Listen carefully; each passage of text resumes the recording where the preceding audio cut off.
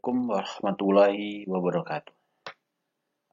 Pada kesempatan ini kita akan membahas tentang keadaan masyarakat Eropa khususnya pada abad pertengahan. Kita mulai dari pengertian abad pertengahan terlebih dahulu. Abad pertengahan itu mengacu pada berkuasanya gereja secara politik dan keagamaan di Eropa sejak adanya pemahkotaan Karel Agung sebagai kaisar oleh Paus Leo ketiga pada 800 Masehi sampai dimulainya era Renaissance sekitar tahun 1500-an Masehi atau abad ke-16.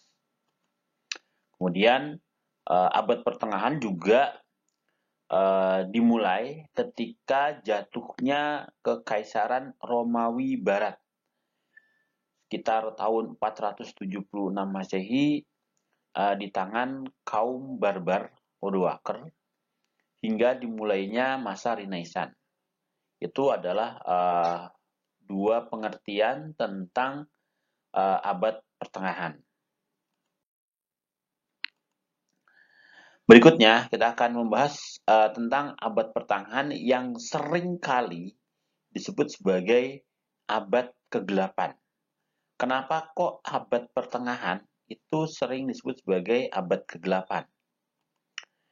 Yang pertama karena pada periode tersebut Eropa itu nyaris tidak mengalami perkembangan baik dalam bidang kebudayaan, ekonomi, maupun ilmu pengetahuan. Kenapa bisa seperti itu? Hal ini menjadi wajar karena kaum barbar Odoaker yang menguasai Eropa itu relatif tidak memiliki kecakapan yang baik di bidang seni, budaya, dan ilmu pengetahuan jika dibandingkan dengan kebudayaan Yunani dan Romawi. Sehingga ketika kaum Odoaker itu menguasai Eropa, masyarakat Eropa waktu itu cenderung menutup diri, khawatir keselamatannya dengan kaum barbar Odoaker. Kemudian di masa ini juga ditandai dengan jatuhnya kredibilitas gereja karena sikap tindak tanduk dan kebijakannya yang dianggap itu menyimpang dari ajaran Alkitab. Nah, pada masa abad pertengahan ini, gereja dianggap terlalu dominan dalam kehidupan sosial politik di Eropa. Hingga masyarakat Eropa lebih fokus terhadap akhirat dan kurang memperhatikan bagaimana kehidupan di dunia. Jadi fokusnya adalah bagaimana hidup ini supaya bisa selamat di akhirat. Jadi untuk kehidupan di dunianya sendiri cenderung diabaikan. Kalau misalnya sekarang nih, zaman sekarang, kita setiap hari ibadah terus, tapi tidak bekerja, tidak mencari ilmu, maka apa yang terjadi? Mungkin ya akan kembali seperti di Eropa pada masa abad ke-8. Baik, berikutnya kita akan menggambarkan bagaimana sih keadaan di Eropa pada masa abad pertengahan. Yang pertama, pada waktu itu gereja itu sangat dominan sehingga kaum klerus atau rohaniawan itu seperti pastor, uskup, atau paus itu memiliki peran yang sangat sentral di masyarakat. Bahkan saking sentralnya peran kaum klerus tersebut, paus itu menjadi pemimpin tertinggi baik secara agama maupun secara politik. Ya, di mana para raja, bahkan Kaisar Romawi waktu itu berada di bawah kepemimpinan Paus. Nah, kemudian Kaisar atau para raja itu biasanya kan dia mempunyai wilayah. Nah, wilayah-wilayah yang ada itu tanahnya dibagi-bagikan kepada kaum bangsawan. Kaum bangsawan ini biasanya secara umum adalah masih kerabat dari raja atau kaisar.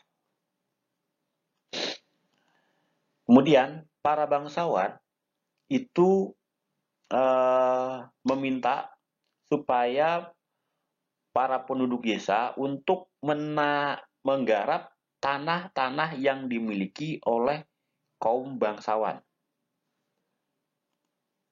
Nah, kemudian sebagai imbalannya nanti bangsawan memberikan upeti atau hadiah ataupun pajak kepada raja karena sudah memberikan tanah. Nah, untuk petaninya mereka diberikan sebagian dari hasil untuk kehidupannya. Nah, kemudian sistem yang seperti ini membuat berkembangnya sistem feodalisme. Nah, sistem feodalisme ini tergambar dalam sistem manor. Nanti kita akan bahas di slide berikutnya apa sih sistem manor itu, bagaimana sih ciri-cirinya. Jadi, sistem manor itu ciri-cirinya adalah yang pertama, tuan tanah atau Lord of the Manor itu bisa memiliki tanah-tanah yang mencakup beberapa desa. Kemudian, petani diberikan jatah tanah dari para tuan-tuan tanah ini atau para kaum bangsawan ini. Nah, tuan-tuan tanah ini kemudian mendapatkan sebagian dari hasil produksi pertanian. Nah, kemudian si petani tersebut mendapat perlindungan keamanan. Kenapa? Karena pada waktu masa abad pertengahan ini, itu kan para petani ini tinggal di dalam benteng-benteng yang dimiliki oleh kaum-kaum bangsawan. Nah, kaum bangsawan ini karena tinggal dalam benteng melindungi dari serangan suku bangsa barbar misalnya. Kemudian yang ketiga, di dalam wilayah desa yang dikuasai oleh tuan tanah itu juga terdapat pengadilan administrasi. Maksudnya, jadi ketika ada konflik yang berkaitan dengan pengolahan lahan, kemudian pembayaran pajak, dan lain sebagainya, itu bisa diselesaikan dalam pengadilan administrasi di dalam sistem yang dimiliki oleh masing-masing bangsawan atau tuan-tuan tanah tadi.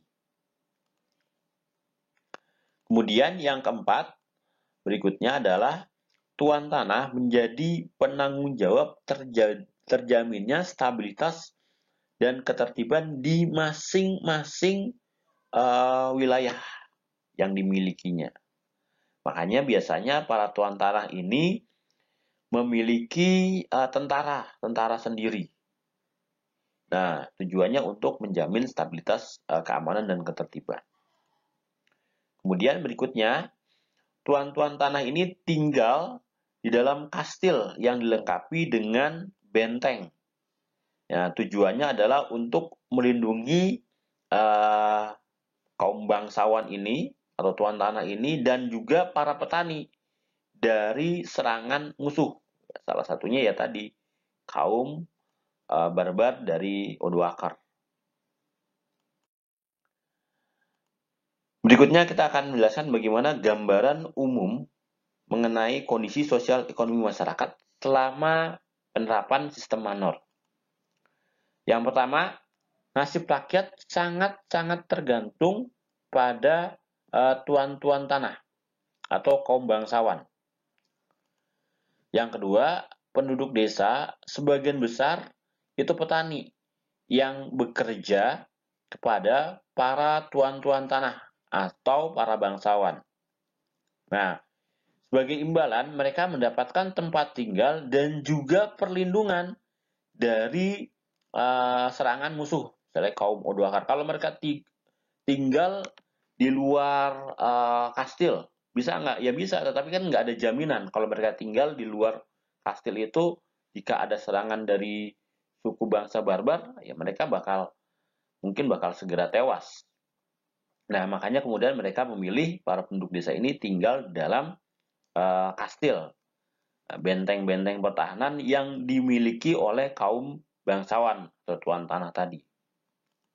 Kemudian, para petani ini menghabiskan sepanjang hidup mereka di desa yang sama, ya di dalam kastil yang sama, di dalam benteng yang sama. Nah, mereka itu sangat jarang sekali untuk keluar dari benteng tersebut, sehingga nyaris tidak ada hubungan dengan dunia luar.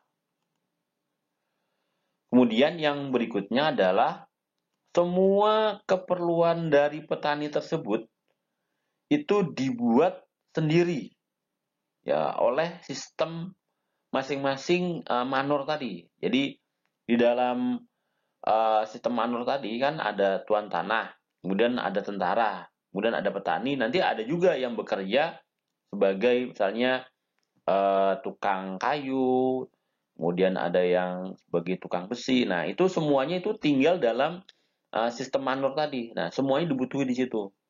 Tidak harus keluar-keluar. Nah, sistem ekonomi yang bisa memenuhi kebutuhannya sendiri, ini disebut sebagai ekonomi subsisten.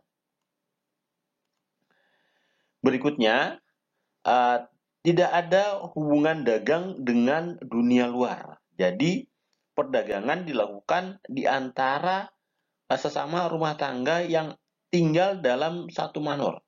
Dan itu pun biasanya dilakukan dengan sistem barter.